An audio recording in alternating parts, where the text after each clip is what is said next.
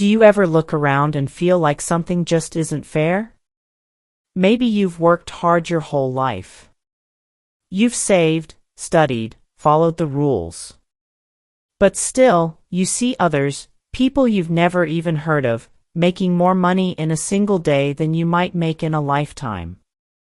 And you wonder, how is that even possible? Hi, I'm Alex. Together, we explore not just the English language, but the world behind the words. And today, we're diving into one of the most urgent and confusing questions of our time. Why is the gap between the rich and poor getting bigger, even as the world becomes more advanced? This topic isn't just about numbers or economics.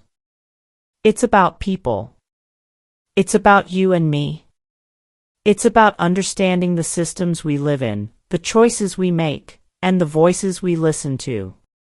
Because if we don't understand this problem, how can we ever hope to fix it, or even protect ourselves from being left behind? So let's begin with a simple but important fact. The global economy has grown a lot in the last few decades. We have more technology, faster communication, and new business models that connect people across continents. And yet, despite this growth, millions of people still struggle to afford basic needs like housing, healthcare, and education. At the same time, the world's richest individuals, just a tiny percentage of the population, are becoming wealthier than entire countries. In fact, a recent report from Oxfam found that the richest 1% of people now own nearly half of all the world's wealth. That's not a metaphor. That's real. But here's the part that's even harder to accept. This trend isn't new. It's been happening slowly, and sometimes quietly, for decades. So the question we need to ask is, why? Why is inequality growing when we have so many resources, so much knowledge, and so much global cooperation? Is it just bad luck? Poor policy? Or is something more complex going on beneath the surface? To really understand this, we need to dig deeper. We need to look at the forces that shape wealth, opportunity, and access. We need to talk about how wealth is created, and how it's kept. And we also need to think critically about what fairness means in a world where a billionaire can fly to space while a single mother works 2 jobs and still can't pay rent.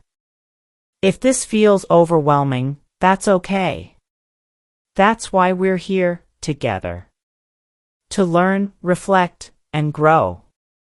In the next section, we'll explore some of the surface-level trends that are shaping our world today, trends that make inequality feel normal, even inevitable. But remember, just because something is common, doesn't mean it's right. Let's keep going.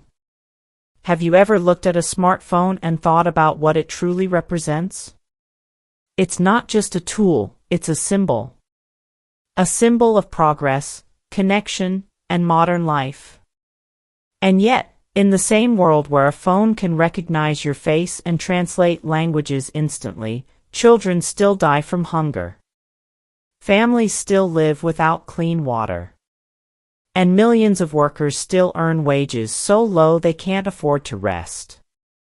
Here's the paradox. We are living in the most productive, technologically advanced era in human history, and yet inequality is getting worse, not better.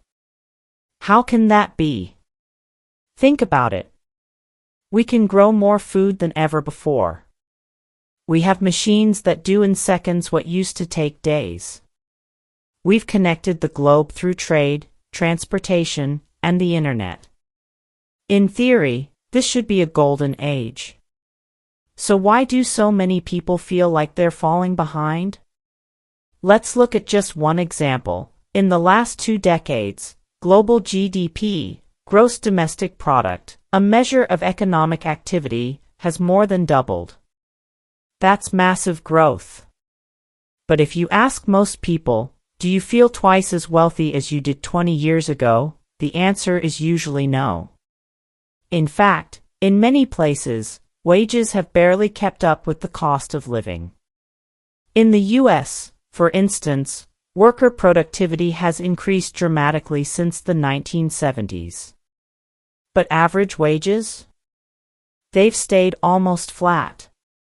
That means people are working harder and producing more, but not seeing the financial rewards. The same story plays out across many countries. In India, the top 10% of the population hold over 77% of the wealth. In Brazil, the richest 1% earn more than the bottom 50% combined. In many African nations, foreign corporations extract valuable resources, while local communities see little benefit. So again, why? It's not just about corruption, or greed, or laziness, as some people might like to believe. The reality is far more complicated and more disturbing. One reason lies in how wealth is created and distributed today. In the past, wealth came mostly from land or labor. Today, it often comes from ownership of stocks, patents, data, platforms, or entire systems. And here's the catch: if you already own assets, it's easier to create more wealth. But if you don't, catching up becomes almost impossible. It's like being in a race where some people start on a mountain, and others are still climbing out of a valley. This leads us to an uncomfortable but necessary question. Can capitalism, our dominant global system, actually function without inequality? This isn't just an economic issue. It's also moral, psychological, and deeply human. Because whether we admit it or not, we live in a world that often values profit over people, growth over balance, and convenience over fairness. And the more we normalize this, the harder it becomes to imagine an alternative. In the next part, we'll look at what's happening on the surface, trends in media, work, and technology that are shaping the world around us, and making inequality feel ordinary. But before we move on, ask yourself, is inequality a flaw in the system, or is it the system itself? Let's keep going. To understand why the global wealth gap is growing, we need to look at the patterns shaping our daily lives, especially the ones we've come to accept as normal. Let's begin with work. In many parts of the world, traditional full-time jobs are disappearing. Instead, we're seeing the rise of what's called the gig economy, short-term, freelance, or on-demand work. Think Uber drivers, food delivery couriers, online freelancers, or even content creators on platforms like YouTube and TikTok. These jobs offer flexibility, but not security. Many gig workers don't receive health insurance, paid time off, or stable income. Their livelihoods depend on algorithms and customer reviews. And if demand drops or a platform changes its rules, they're on their own. Meanwhile, corporations continue to grow. Tech giants like Amazon, Google, and Apple earn billions every year. But what's fascinating is how they earn that money. It's not just by selling products, it's by collecting and monetizing data. Your clicks, searches, and preferences are all turned into profit. And who owns that data? Not you. The platforms do. This is a major shift. In the past, wealth was tied to physical labor or materials.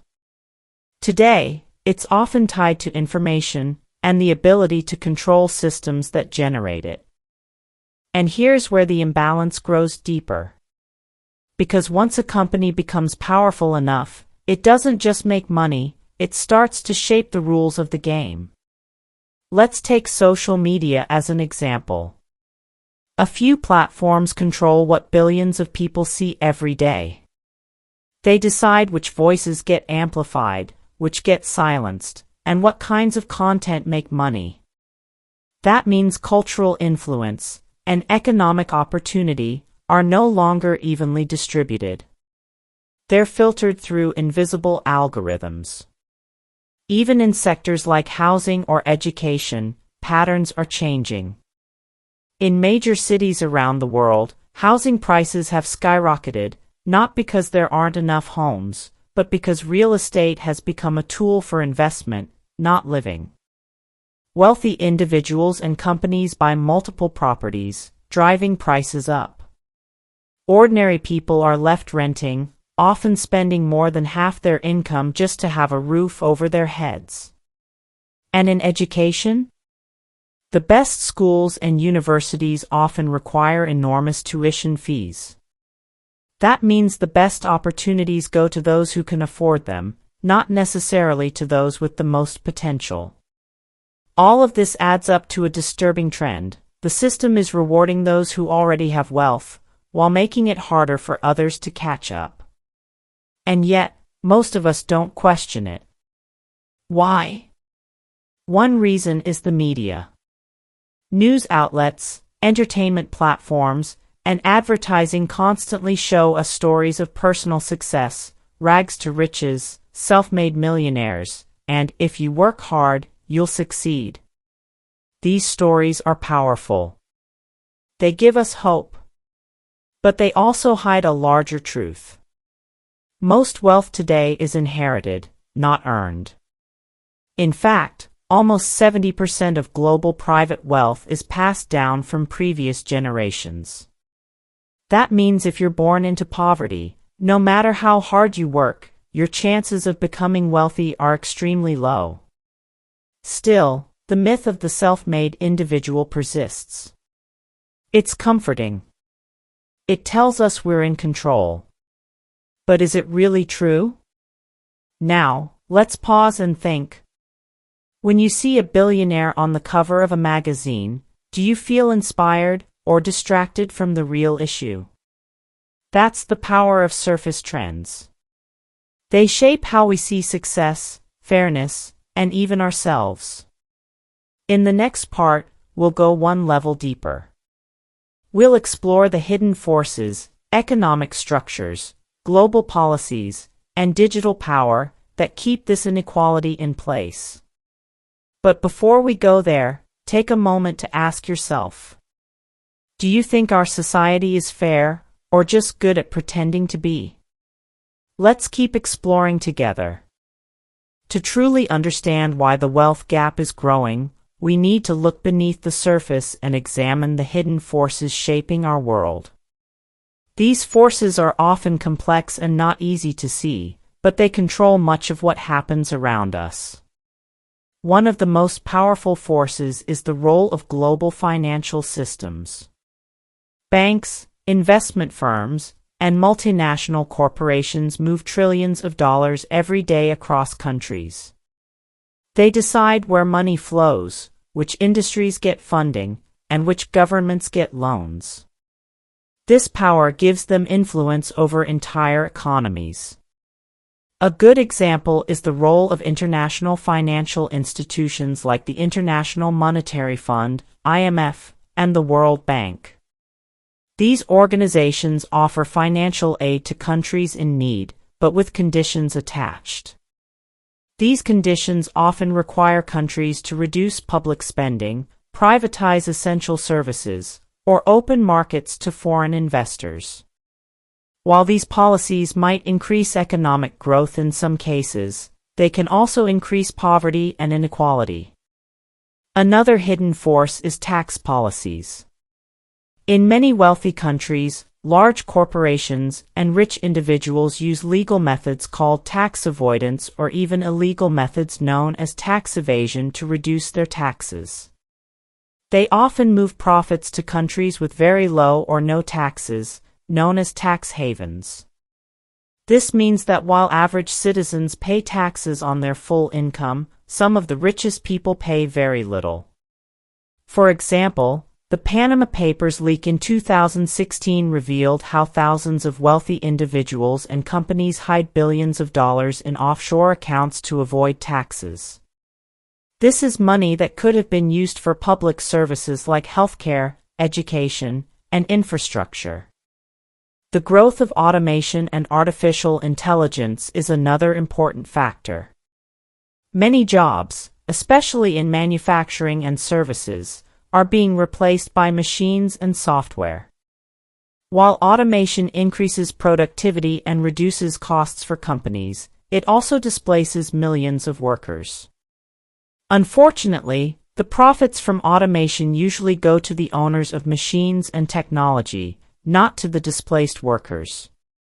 This creates a new kind of inequality between those who own and control technology and those who depend on selling their labor.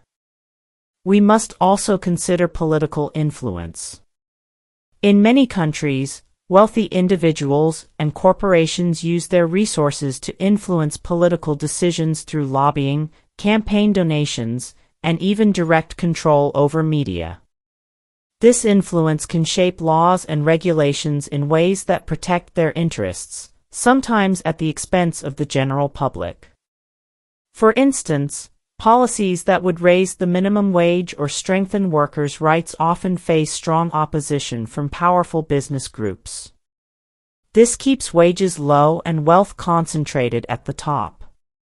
Finally, we cannot ignore the power of digital platforms and algorithms. As we discussed earlier, companies like Facebook, Google, and Amazon control vast amounts of data and influence how we communicate, shop, and even think. Their algorithms decide what information we see and often prioritize content that keeps us engaged longer, sometimes at the cost of spreading misinformation or deepening divisions. These digital giants also benefit from network effects, meaning the more users they have, the more valuable they become. This makes it almost impossible for new competitors to challenge their dominance. This concentration of digital power not only increases economic inequality but also affects political and social inequality. So, what can we learn from all this? The truth is, the global wealth gap is not just about individual effort or luck. It's about systems and structures designed to concentrate wealth and power in the hands of a few. But here is a question for you to think about. If these hidden powers shape so much of our lives, how can ordinary people influence or change the system? This question is not easy to answer, but it is important to keep in mind as we continue our exploration. In the next part, we will look at how society and human psychology respond to these inequalities and why many people don't notice or challenge them. Remember, learning English is not just about language. It's about understanding the world we live in, so we can think, speak, and act with knowledge and confidence. When we talk about such deep inequalities and powerful forces, it's natural to wonder, why don't more people notice or act against these growing gaps? The answer lies partly in human psychology and social behavior. Humans are wired to seek comfort and stability. Even when things aren't perfect, many prefer to accept the status quo rather than face uncertainty or conflict. This tendency helps explain why societies often tolerate inequality, even when it's unfair or harmful. One important concept is called normalization. Over time, people get used to certain conditions and begin to see them as normal or natural, even if those conditions are unjust. For example, growing wealth differences might feel like just how things are rather than something that can or should change. Think about your own daily life. How often do you hear about inequality in the news, in conversations, or on social media? If it feels distant or overwhelming, it's easy to ignore or forget. Another factor is social comparison. People often measure their own success by comparing themselves to those around them. If your neighbors or friends are also struggling, the gap might seem less obvious. But if you compare yourself to very wealthy celebrities or billionaires, the gap can seem much larger and more frustrating. Different generations may respond differently too. Older generations might remember times when the middle class was stronger, and opportunities for upward mobility were more common. Younger people today often face more economic uncertainty, higher education costs, and unstable job markets. This can lead to feelings of frustration or hopelessness, but also sometimes to activism and demands for change. Culture also plays a role. In some societies, individual success is highly valued, and inequality might be seen as the result of personal effort or failure. In others, community and fairness are more emphasized, and economic gaps may provoke stronger social criticism. Media and technology influence how we perceive inequality as well. News outlets, social media platforms, and entertainment often focus on stories of wealth and luxury, which can make inequality seem glamorous or inevitable. At the same time, important issues about poverty or economic injustice may receive less attention. There is also the idea of system justification. This is the psychological process where people defend and rationalize existing social systems, even if they are unfair. This can happen because believing in the fairness of the system reduces anxiety and provides a sense of order. For example, some might believe that rich people deserve their wealth because they worked harder or are more talented. Others might accept inequality as a trade-off for economic growth or innovation. But accepting the system as it is means fewer people question policies that maintain or increase inequality, like tax breaks for the wealthy or weak labor protections. Understanding these social and psychological factors can help us see why inequality persists beyond just economics and politics. It also shows us that change is not only about laws or money, it's about changing minds, attitudes, and the stories we tell ourselves and each other. Now, here's a question for you. How do you think your own views on wealth and success have been shaped by the culture and society around you? Thinking about this can be a first step toward recognizing what is real and what we've simply accepted without question. In the next part, we'll focus on personal awakening and how each of us can find a way forward in this complex world. Remember, your English learning journey is also a journey toward deeper understanding and awareness. Now that we understand the deep social and psychological reasons behind why the wealth gap continues to grow, let's reflect on what this means for us personally. How can we respond to such a huge, complex problem? First, it's important to realize that you don't need to solve global inequality alone. No one person can fix such a vast issue overnight. But what you can do is begin to see the world more clearly, with your own eyes and mind. Awakening starts with awareness. When you pay attention to what is really happening around you, beyond headlines, advertisements, and easy answers, you open the door to critical thinking. You begin to question the stories you've been told and to explore different perspectives. This kind of thinking is essential not only for understanding inequality but also for your growth in English. When you challenge yourself to understand complex topics, you build vocabulary, develop stronger comprehension, and learn how to express nuanced ideas. One way to start is by learning to recognize bias. Bias means a preference or prejudice for or against something, often unconscious. Bias influences what information you receive and how you interpret it. Ask yourself, are my sources of information balanced? Am I hearing from different voices, especially those who are often ignored? Awareness of bias helps you avoid one-sided views and sharpens your critical skills. You can also awaken by connecting with others. Discussing ideas about wealth, fairness, and society with people from different backgrounds can expand your understanding. Sharing your thoughts in English, whether through writing comments or speaking with friends, improves your language skills and builds confidence.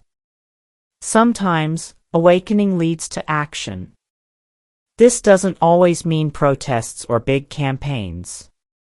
It can be simple steps like supporting fair trade products, volunteering, or educating others. Every small action contributes to a larger change. But the most important change begins in your mind and how you view the world. Here's another thought to consider. What personal habits or beliefs might be holding you back from seeing inequality clearly, and how could changing them open new opportunities for you? Reflecting on this question can help you become more open-minded and curious, two qualities that enrich both your English learning and your understanding of society. Remember, this journey is about progress, not perfection. Every time you listen, read, or think critically about issues like the wealth gap, you grow stronger in English and in awareness. As we move forward, we'll take a moment to focus on some useful English words and phrases from today's lesson, so you can practice and make these ideas your own. Let's pause for a moment to review some important English words and phrases from today's lesson. These can help you talk about complex social issues like inequality, and also improve your overall English skills. 1. Wealth gap. The difference in wealth between rich and poor people or groups. Example: the wealth gap has grown significantly in many countries over the past decades. 2. Inequality. The state of being unequal or unfair, especially in terms of wealth or opportunity. Example: economic inequality affects education and health outcomes. 3. Bias. A tendency to favor or reject something unfairly. It can be conscious or unconscious. Example: it's important to recognize bias in news reports.